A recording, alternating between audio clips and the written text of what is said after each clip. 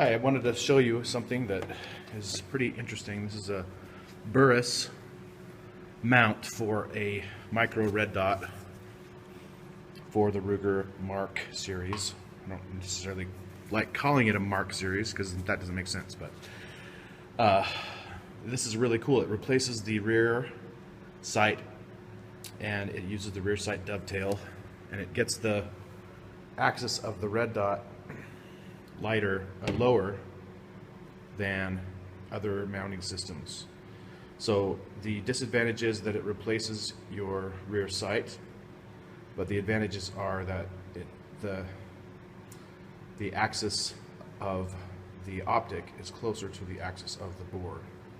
So it's more natural pointing for people who are trying to learn how to use red dot optics, and it is far enough to the rear that it will still fit in most holsters that are designed for this pistol.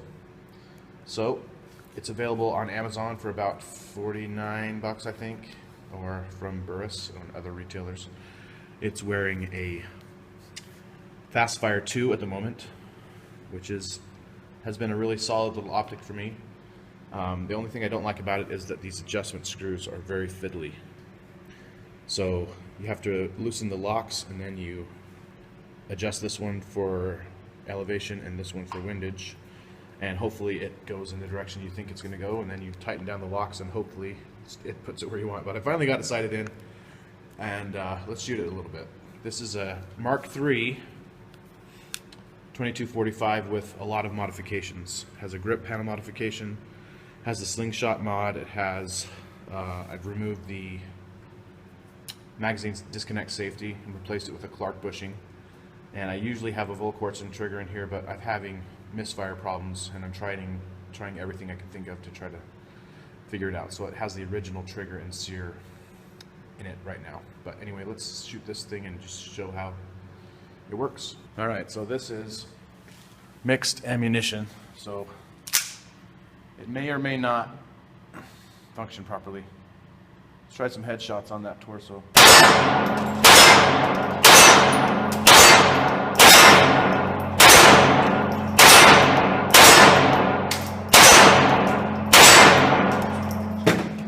Those worked. Let's try some fast on the round circle. Let's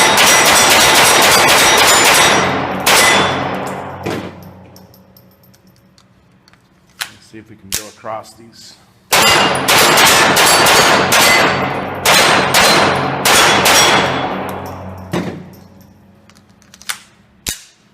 See if I can go.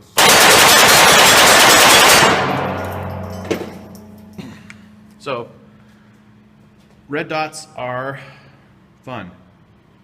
They are much faster transitioning from target to target, in my opinion, than traditional iron sights or magnified optics.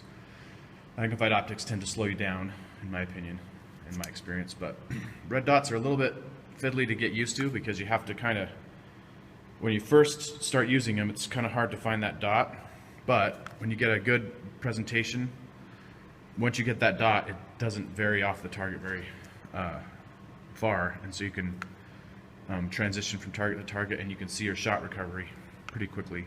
Another advantage is that you can watch your wobble, your hold wobbling as it's happening, and also you can sometimes you can see evidence of flinching because you can watch the dot move just as the shot breaks. You can you don't really notice it necessarily when you're using iron sights, but when you have a dot, it magnifies or it clearly demonstrates what the muzzle is doing.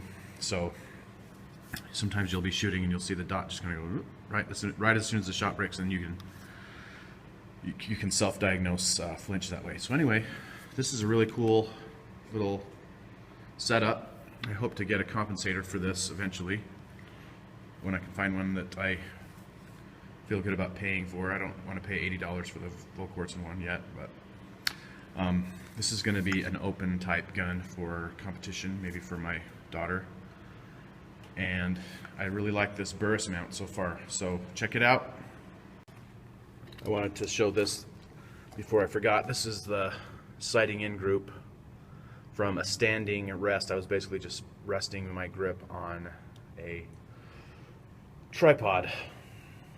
So that's what, maybe an inch or so at 18 yards. But anyway, that's what they're capable of with me behind it.